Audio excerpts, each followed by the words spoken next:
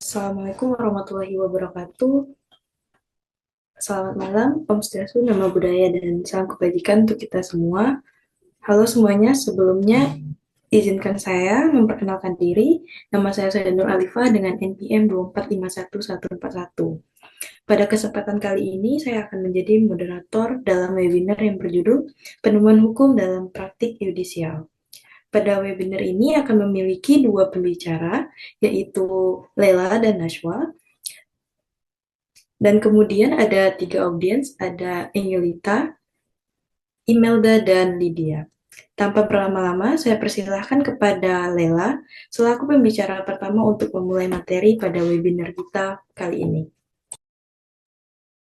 Baik, terima kasih atas kesempatan yang telah diberikan. Sebelum masuk kepada materi yang akan saya sampaikan, perkenalkan nama saya Elfrida Brupinem dengan NPM 2451173.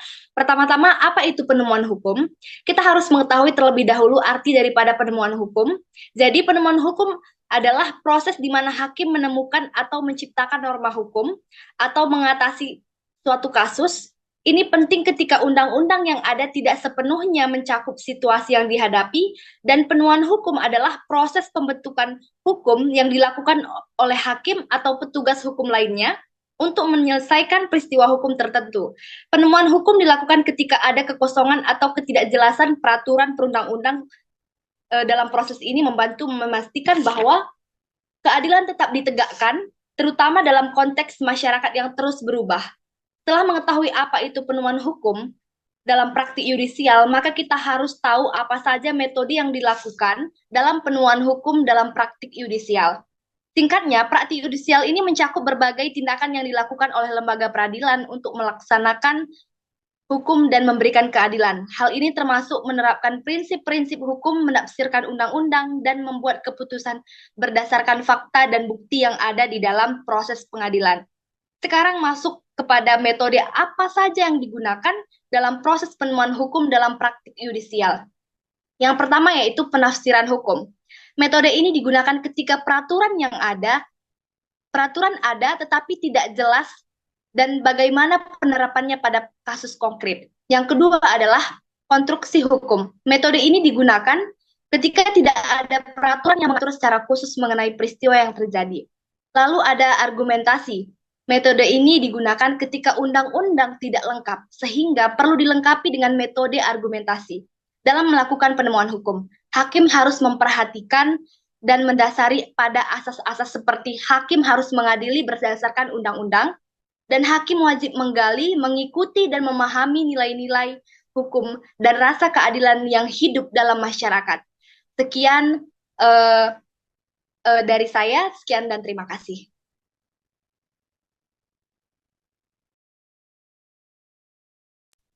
Baik, terima kasih kepada Lela. Selanjutnya akan dilanjutkan oleh Najwa dengan pembicara dua. Dengan ini saya persilakan. Baik, perkenalkan saya Naswa Putriova dengan NPM 2451109. Tadi pembicara satu sudah menjelaskan apa itu penemuan hukum, praktik yudisial, dan metode apa saja yang dilakukan dalam proses penemuan hukum dalam praktik yudisial. Di sini saya akan mengambil contoh kasus, yaitu adalah putusan Mahkamah Konstitusi nomor 46 garis miring PUU strip 8 garis miring 2010 tentang pengujian Undang-Undang Nomor 1 Tahun 1974 tentang perkawinan, di mana dalam muatan ini yang menyatakan anak yang dilahirkan di luar perkawinan hanya mempunyai hubungan perdata dengan ibunya dan keluarga ibunya. Hal ini bertentangan dengan Undang-Undang Dasar tahun 1945 sepanjang memaknai menghilangkan hubungan perdata dengan laki-laki yang dapat dibuktikan berdasarkan ilmu pengetahuan dan ilmu teknologi dan alat bukti lainnya. Menurut hukum ternyata mempunyai hubungan dasar sebagai ayahnya. Dalam kasus ini, Mahkamah Konstitusi menguji hak warga negara untuk mengajukan permohonan uji materi terhadap undang-undang tersebut. Ini menunjukkan bagaimana hukum dapat menemukan hukum baru untuk melindungi hak konstitusional warga negara, di mana dalam Undang-Undang Nomor 1 Tahun 1974 tentang perkawinan menyatakan anak yang lahir di luar perkawinan menghilangkan hubungan perdata dengan ayahnya yang mungkin secara ilmu kesehatan sudah terbukti bahwa ia adalah ayah biologisnya. Hal ini tidak sesuai dengan Undang-Undang Dasar tahun 1945 sehingga diubah atau diuji materi dan ditemukan hukum baru atau kebijakan baru dengan adanya putusan Mahkamah Konstitusi nomor 46 garis miring PUU strip 8 garis miring 2010, di mana dalam putusan tersebut menyatakan anak yang lahir di luar pernikahan memiliki hubungan perdata dengan ayah biologisnya. Sekian dari saya, terima kasih. Baik, terima kasih kepada dua pembicara kita pada webinar kali ini yang telah menyampaikan sedikit banyaknya materi mengenai penemuan hukum dalam praktik yudisial. Sesi selanjutnya yaitu sesi diskusi, tetapi berbeda dengan webinar pada umumnya, di mana para pembicara menjawab pertanyaan dari audiens. Pada malam ini kita akan memberikan kesempatan pada audiens untuk menyampaikan pendapatnya. Jadi kepada audiens dipersilakan untuk memulai diskusi. Baik, terima kasih. Selamat malam semuanya. Perkenalkan, saya Angelita Kalalo dengan NPM 2451010. Nah, di sini seperti judul pada webinar kali ini yaitu penemuan hukum dalam praktik yudisial. Tentu saja penemuan hukum memicu banyak perdebatan. Beberapa orang berargumen bahwa penemuan hukum diperlukan untuk mencapai keadilan sosial dan adaptasi terhadap perubahan masyarakat, dan dalam hal ini kita menemukan kebijakan yang baru atau penemuan hukum, hakim mendapatkan beberapa tantangan.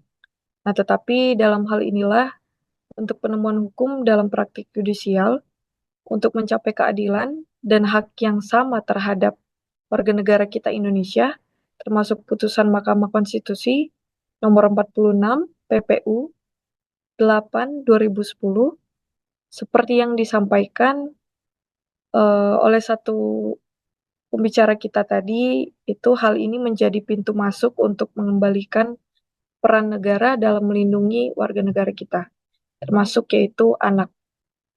Namun perlu diimbangi dengan transparansi dan akuntabilitas agar tidak menimbulkan masalah baru sehingga mewujudkan keadilan bagi setiap warga negara kita. Ya, mungkin itu saja yang bisa saya sampaikan. Terima kasih.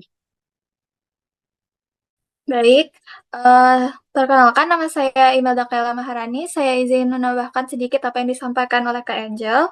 Jadi sebelumnya, seperti yang disampaikan, menurut saya di satu sisi juga akan muncul kekhawatiran bahwa hal ini dapat menyebabkan ketidakpastian hukum dan potensi penyalahgunaan kekuasaan oleh hakim.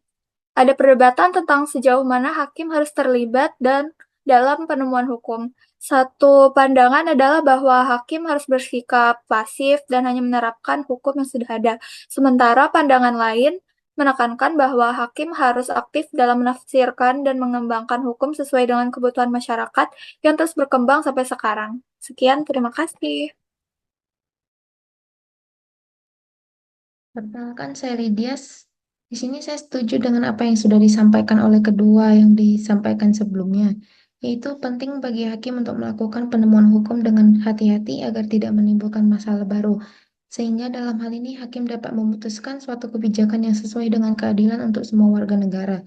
Tapi dalam hal ini, menurut saya hakim harus bersifat aktif dalam penemuan hukum di praktik yudisial, karena ini menyangkut kebijakan yang akan berjalan selanjutnya atau ke depannya, supaya menciptakan keadilan bagi setiap warga negara. Sekian dari saya, terima kasih. Baik, terima kasih banyak kepada pembicara dan audiens kita yang sudah menyampaikan materi sekaligus diskusinya pada webinar kali ini. Sedikit kesimpulan yang bisa saya sampaikan dari webinar kita, yaitu penemuan hukum adalah proses di mana hakim menciptakan norma hukum untuk menyelesaikan kasus konkret, terutama saat undang-undang tidak mencakup situasi tersebut.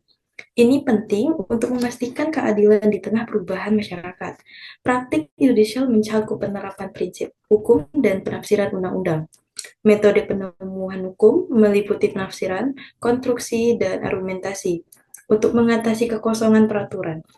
Contoh nyata adalah putusan Mahkamah Konstitusi nomor 46 garis miring PUU 8/2010 yang mengakui hak anak yang lahir di luar pernikahan terhadap ayah biologisnya. Meskipun penemuan hukum dapat mencapai keadilan sosial, ada kekhawatiran tentang ketidakpastian hukum dan potensi penyalahgunaan kekuasaan. Oleh karena itu, hakim perlu melakukan penemuan hukum dengan hati-hati dan bertanggung jawab.